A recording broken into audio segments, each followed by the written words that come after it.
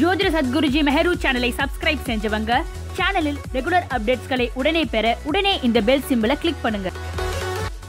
Gems என்றாலே அது Sahajo Rajneesh gems and jewels தான். எங்கள் யோகரத்தின ஆபரணங்களின் வகைகள்: யோகரத்தின மோதிரங்கள், யோகரத்தின காதணிகள், யோகரத்தின நெக்லஸ்கள், யோகரத்தின பிரேஸ்லெட்கள், யோகரத்தின ஒட்டியானங்கள், யோகரத்தின வளையல்கள், யோகரத்தின மாங்கல்யங்கள், யோகரத்தின ருத்ராட்சங்கள் மற்றும் யோகரத்தினங்கள் பதித்த பூர்வ புண்ணிய அதிர்ஷ்ட தெய்வ டாலர்களை உலகிலேயே முதன்முறையாக செய்து தரும் ஒரே ஜெம்ஸ் அண்ட் ஜுவல்ஸ் எங்கள் Sahajo Rajneesh gems and jewels தான். எங்களுடைய யோக ஆபரணங்களை வேறு யாரும் செய்ய முடியாது. ஏனென்றால் ட்ரேட்மார்க் ரெஜிஸ்டர் செய்யப்பட்டது. எங்களுடைய தங்க ஆபரணங்கள் அனைத்தும் 916 கேடிஎம் முத்திரை கொண்டது. SRGJ Sahajo Rajneesh gems and jewels, number 45/12, Quality Complex, first floor, Arunachalam Road, Saligramam, Chennai 6,93,000, opposite to Prasad Color Lab.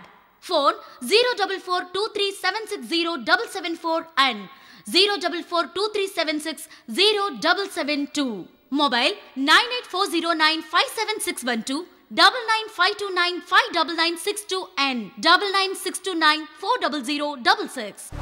மனிதகுல வாழ்க்கையையும் வாழ்வியலையும் வழிநடத்தும் நவகிரகங்களும் இருப்பியலும்.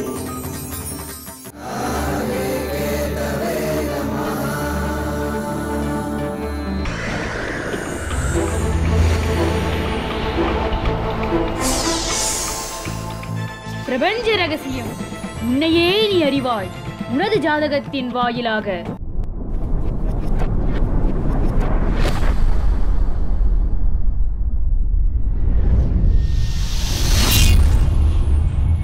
Jyotida Satguruji Meheru, enlightened mystic through his own birth horoscope, an alchemist of astrology, for the first time in this world is transforming an individual through one's birth horoscope to a state of nirvana in this existence. Founder Sri Maha Meheru Jyotida Dhyanalayam, Trust Registered. Join his astrology therapy classes and attain bliss. உங்கள் ஜாதக வெற்றி அடைவது எப்படி? உங்கள் சுய ஜனன ஜாதகத்திற்குள் மறைந்திருந்து செயலாற்றும் இறைசக்தியை காலப்பாதைக்குள் நுழைந்து அறிந்து தெரிந்து கொள்ள வேண்டும். அப்போதுதான் உங்களுக்கு வெற்றி கிட்டும்.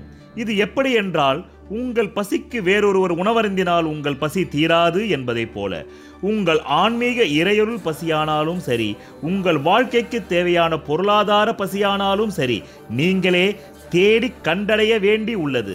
இதுதான் ஒரே வழி. காரணம், இது உங்கள் வயிற்றின் பசி. ஏதோ ஒரு ஜோதிடர் ஒரு நாள் உங்கள் ஜாதகத்துக்கு பலன் சொல்லி பலிப்பதென்பது அன்னதானத்தை போல, என்றாவது ஒரு நாள் கிடைப்பது போல.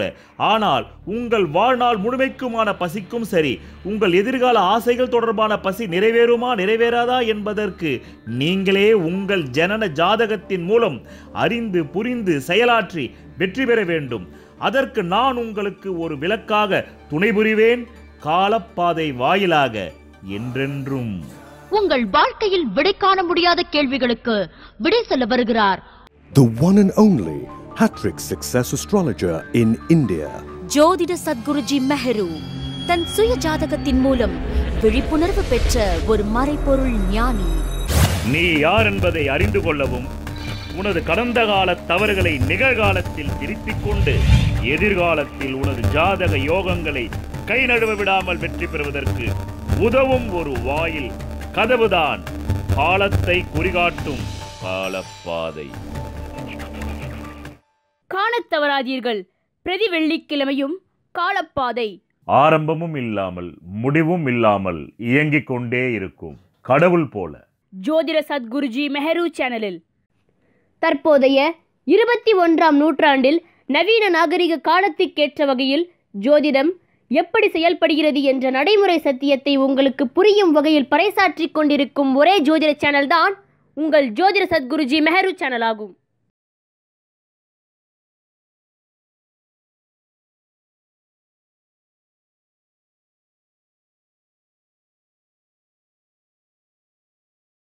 வணக்கம் என் உலகளாவிய ஜோதிட அன்பர்களே, அன்பிலே நான் தற்போது இந்த விகாரி தமிழ் வருடம் பிறக்கக்கூடிய அந்த காலமானது வருகின்ற 14/4/2019 மதியம் 2:09 ஆயில்ய நட்சத்திரம் 2ஆம் பாதத்தில் பிறக்கிறது. பிறகு இந்த ஒரு வருடமான தமிழ் வருடத்தினுடைய கால அளவு என்பது 14/4/2019 மதியம் 2:09 PM முதல் 13/4/2020 இரவு 8:21 வரை PM வரை. கடந்த தமிழ் வருடம் என்பது விளம்பி வருடம். அது எண் கணித வரிசையிலே 33வது தமிழ் வருடம். இப்பொழுது பிறக்கக்கூடிய இந்த தமிழ் வருடமாகப்பட்டது 34 எண் கணித வரிசையிலே 34வது தமிழ் வருடம். இதற்கு பெயர் விகாரி. இந்த விகாரி வருடத்திற்கென்று ஒரு தமிழ் வெண்பா உண்டு. இப்படி 60 வருடங்களுக்குமே தமிழ் வெண்பா உண்டு. அதற்கென்று ஒரு பொது பலன் உண்டு. பிறகு அந்த தமிழ் வருடம் பிறக்கக்கூடிய எப்படி ஒரு குழந்தைக்கு நாம் ஜாதகம் கணிக்கின்றோமோ, பிறந்த தேதி, மாதம், வருடம், பிறந்த நேரம், பிறந்த இடம், அதை போலவே அதற்கும் ஒன்று கணிக்க வேண்டும். அதற்கு பெயர் ஆருட லக்னம் என்று பெயர். அதுதான் இயற்கை சீற்றங்களையும் இயற்கை வளங்களையும் மனித வளத்தையும் தனி மனித வளத்தையும் அந்த நாட்டின் அரசாங்கம் நிலையற்றதாக இருக்குமா நிலையானதாக இருக்குமா என்பதை பற்றி உறுதி செய்ய முடியும். இப்பொழுது அந்த தேதியை நான் குறிப்பிட்டு விட்டேன். அது 14/4/2019 முதல் 13/4/2020 வரை. இப்போது இந்த தமிழ் வெண்பா 34வது வருடமான விகாரி வருடத்தினுடைய தமிழ் வெண்பா கூறுகின்றேன். பார விகாரிதனீர் பாரண நீரும் குறையும், மாறி இல்லை வேளாண்மை மத்தியமாம், சோரர் பயம் அதிகம் உண்டாம், பழையோர்கள் சம்பாத்திய உடைமை விற்றுண்பார் தேர். 4 வரிகள். மீண்டும் சொல்கின்றேன்.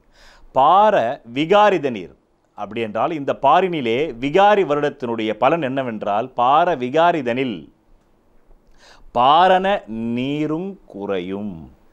அப்படி என்றால் பாசனத்திற்காக வைக்கப்பட்டிருக்கின்ற கொள்முதல் நீரும் குறையும். அதுதான் முதல் வரியினுடைய பொருளுரை. பார விகாரிதனீர் பாரண நீரும் குறையும். பார விகாரிதனீர் பாரண நீரும் குறையும். 2வது வரி, மாறி இல்லை வேளாண்மை மத்தியமாம். மழை இல்லைனாலே வேளாண்மை இல்லையே. ஒரு காலத்தில் மன்னர் கேட்பார், மந்திரியாரே மாதம் மும்மாறி பொழிந்துதா? இப்போது வருடத்திற்கு கூட மும்மாறி பொழிவதில்லை. அதற்கு காரணம் என்ன? நாம் இயற்கையை ஒவ்வொரு டெக்னாலஜி என்ற பெயரில் நாம் இயற்கையை அழித்து கொண்டிருக்கிறோம். எப்போதுமே மனிதன் ஒரு பரிமாணத்தில் நகரும் போது வேறொரு பரிமாணத்தை இழக்கத்தான் செய்வான். இதுதான் பகுத்தறிவு. ஆக 2வது வரி, மாறி இல்லை வேளாண்மை மத்தியமாம் என்றால் மழை இந்த ஆண்டு இல்லை, அதனால் வேளாண்மையும் 50%. மத்தியமம்னா 50%, உத்தமம்னா 100க்கு மேலே. உத்தமம்னா 100க்கு மேலே, மத்தியமம்னா 100ல் 50%. ஸோ 50% வேளாண்மை. அது கரெக்டாக தானே இருக்குது. நம்ம விவசாயிகள் கடந்த ஒரு வருடத்துலேருந்து இந்த வருடம் மோடி வீட்டாண்டவர்களும் போயிட்டாங்கல்ல. ஆமாம், இந்திய பிரதம மந்திரி வீட்டாண்டவர்களும் போயிட்டாங்க. பாவம், அவங்க நிர்வாணமாக நடந்து பார்த்தாங்க, கோவணம் கட்டி பார்த்தாங்க. என்ன கடைசியில் எலியெல்லாம் வாயில் வச்சுக்கிட்டு நாங்கள் சாக போகிறோன்ற மாதிரி ஊர்வலம் பண்ணாங்க. அதாவது இதுக்கப்புறமா அவங்களால எந்த விதமான நூதன போராட்டமும் பண்ண முடியாது அப்படின்ற மாதிரி தான் இருக்குது. என்ன அழகாக பொருந்தது பார்த்தீங்களா? இதையெல்லாம் 60 வருஷங்களாக அனுபவிச்சிருக்காங்க. அனுபவிக்காமல் இதெல்லாம் எழுத முடியுமா?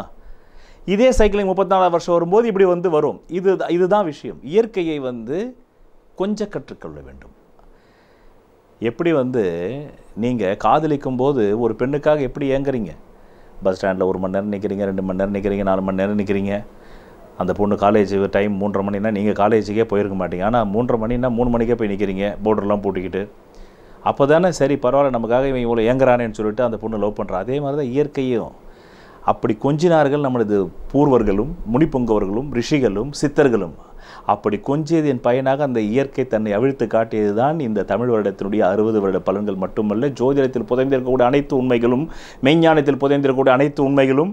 இப்படி இதிகாசங்களில் மறைநூல்களில் எந்த மத மறைநூல்களிலும் அந்தந்த மதத்தினுடைய சித்த புருஷர்கள் இயற்கையை கொஞ்சியதால் கிடைத்தது. ஆக இந்து மதத்தில்தான் பொக்கிஷங்கள் கொட்டி கிடக்கின்றது. உலகிலேயே மிகவும் பழமையான மதங்கள் 3. அதிலே ஒன்று இந்து, அதிலே ஒன்று இந்து மதம், அடுத்தது சௌராஷ்டிரம், அடுத்தது கிரேக்கம். இந்த இந்து மதத்தில் கடல் என்று சொல்ல வேண்டும். இதற்குள் அனைத்து மதங்களும் உண்டு. இன்னொன்று அனைத்து மதங்களும் இதற்குள்ளிருந்து தோன்றியவையே. காரணம், இந்துக்கள் தங்கள் மதத்தை வேதத்திலிருந்து பெற்றார்கள். வேதம் என்பது என்ன? ஒரு குப்பனோ சுப்பனோ எழுதியதல்ல.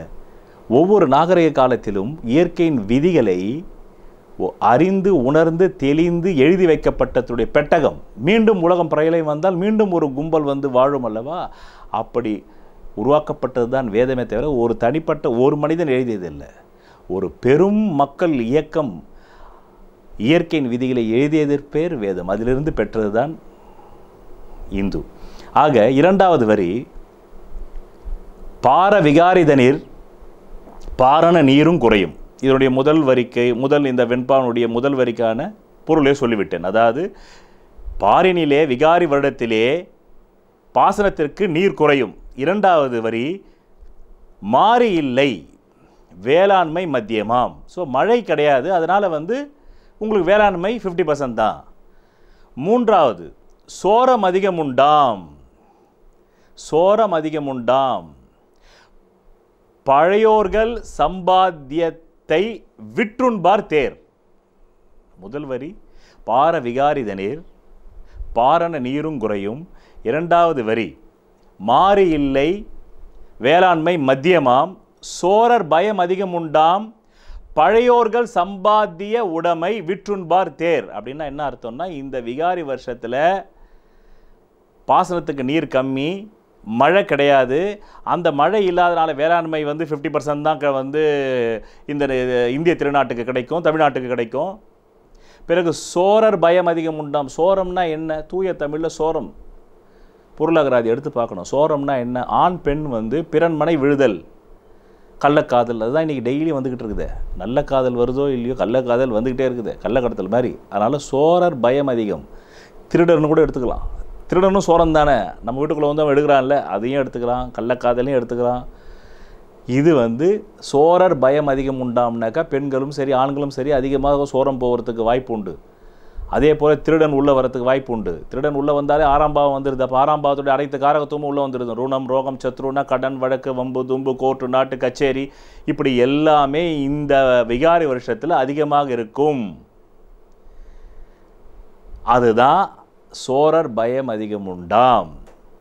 பழையோர்கள் சம்பாத்திய உடைமை விற்றுண்பார் தேர். அப்படின்னாக்கா நம்முடைய அந்த குடும்பத்தினுடைய மூதாதையர்கள் சம்பாதிச்சு வச்ச சொத்தை விற்று தாண்டா இந்த வருஷம் சாப்பிடுவான். ஆமாம், மழை இல்லைனாக்கா வேளாண்மை பாதி.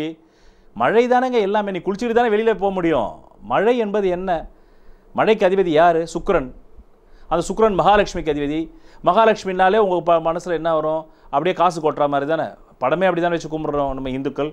அந்த கையிலேருந்து அப்படியே கபகபன்னு என்னது தங்க நாணயங்கள் வருது.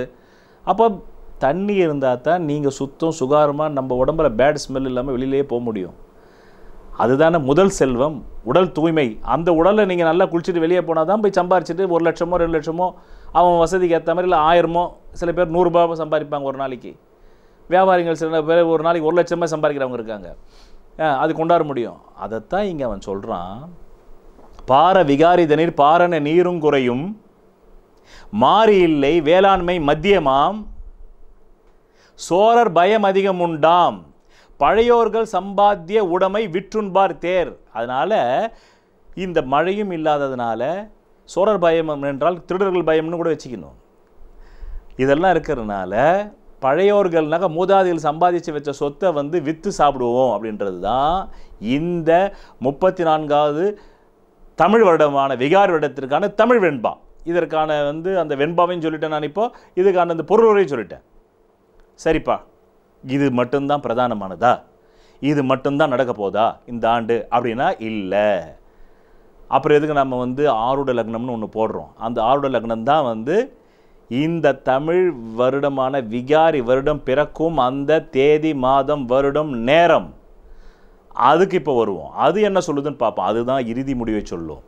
இது பொது பலன். ஒரு ஜாதகத்தை எடுத்தோன்னா பொது பலன் தான் நிறைய. இன்றைக்கி ஜோசியர்கள் 99 பேருக்கு பொது பலன் தான் தெரியும். அனுபவ பலன் ஒன்று உண்டு இல்லை. அது என்னுடைய அனுபவத்தை நான் எப்படி உங்களுக்கு கொடுக்க முடியும்? ஞானம் என்பதும் சரி, ஜோதிடத்தில் பலன் சொல்லும் முறையும் என்பது சரி. ஊமைக்கு வெள்ளம், ஊமை கிட்ட போய் ஞான வாக்கியம் ஒன்று உண்டு. ஞான வாக்கியம், ஞான உலகத்தில் ஒரு வாக்கியம் உண்டு. ஊமை வெள்ளத்தை சாப்பிட்டான்னாக்கா அதனுடைய சுவை அவனால் எப்படி சொல்ல முடியும்? பே பே பே பேன்னுவான். நீங்கள் என்னன்னு கேட்பீங்க. அவன் வெள்ளம் வாயில் போட்டு நீங்கள் அவன் கையில் கொஞ்சம் வெள்ளத்தை கொடுத்துட்டு இதோடைய சுவையை நீ சொல்லுன்னா அவனால் சொல்ல முடியுமா?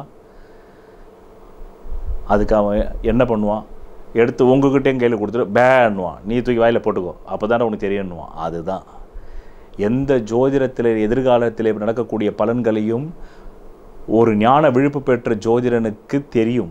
அது அவன் சுய ஜாதகத்துக்கு என்ன நடக்குன்னு தெரியும். ஆனால் உங்களுக்கு என்ன நடக்குன்றதே உங்களுக்கு ஓரளவுக்கு அவனால் சைகை தான் காட்ட முடியும், அப்படி கோடிட்டு தான் காட்ட முடியுமே தவிர விவரித்து சொல்ல முடியாது. அதுதான் ஞான உலகத்திலே ஊமை வாயில் போடப்பட்ட வெல்லம். ஏன் ஊமையே இல்லாதவங்க கூட வெள்ளத்தை சாப்பிட்டா கூட அதனுடைய சுவை எப்படின்னு சொல்ல முடியும்? தித்திப்பாக இருந்ததுன்னு சொல்லுவான். தித்திப்பாக இருந்ததுன்னாக்கா நீங்கள் அடுத்தது உடனே தர்க்கவாதத்தில் கேட்பீங்க, தித்திப்புனா என்ன தித்திப்பு எப்படி சொல்லு அப்படின்னாக்கா அந்த ஊமை இல்லாதவனும் கூட என்ன பண்ணுவான், கையில் கொஞ்சம் வெள்ளத்தை கொடுத்துருவான், இந்த நீயே வாயில் போடு, அப்போ தான் உனக்கு அதனுடைய சுவை தெரியும்னு. அப்படித்தான். அதனால தான் நான் சொல்கின்றேன், உங்கள் சுய ஜாதகத்தையாவது தெரிந்து கொள்ளும் அளவிற்கு நீங்கள் ஜோதிடத்திற்குள் நிபுணத்துவம் பெற வேண்டும். அதுதான் என்னுடைய ஸ்ரீ மகாமேரு ஜோதி தியானாலயத்தினுடைய நோக்கம். ஸோ அதுக்காக தான் இப்போது நான் தெரப்பி கிளாஸஸ் ரெடி செய்து கொண்டிருக்கிறேன். இன்னும் கூடிய சீக்கிரத்தில் யூடியூபில் அது பதிவிடுவேன். அப்போது சேர்ந்து பயன்பெறுங்கள். இப்போது இந்த தமிழ் வெண்பாவை முடித்து விட்டேன். ஒரு மனிதன் அவன் ஜாதகத்தை அறிந்து கொண்டால் தான் அவன் வாழ்க்கையில் வெற்றி நிச்சயம். சொல்வதெல்லாம் பலிக்கும் அபூர்வ வாக்கு சக்தி பெற்றவர் மெஹ்ரு அவர்கள். உங்கள் வாழ்க்கையில் பணம், புகழ், பதவி, திருமணம், குழந்தை பேறு, உயர்கல்வி, வெளிநாட்டு யோகம், கலைத்துறையில் வெற்றி, அரசியலில் வெற்றி போன்ற இன்னும் எண்ணற்ற உங்கள் வாழ்வின் கேள்விகளுக்கு ஒரு மனிதன் அவன் ஜாதகத்தை எப்படி அறிந்து கொள்வது? கான்டாக்ட் ஜோதிட Sadguruji Mehru. Address Quality Complex, first floor, new number 45, wall number 12, Arunachalam Road, Saligramam, Chennai 93. Phone 0442376072. Contact 9952959962, 98409 57612. Website www.srimeheru.org.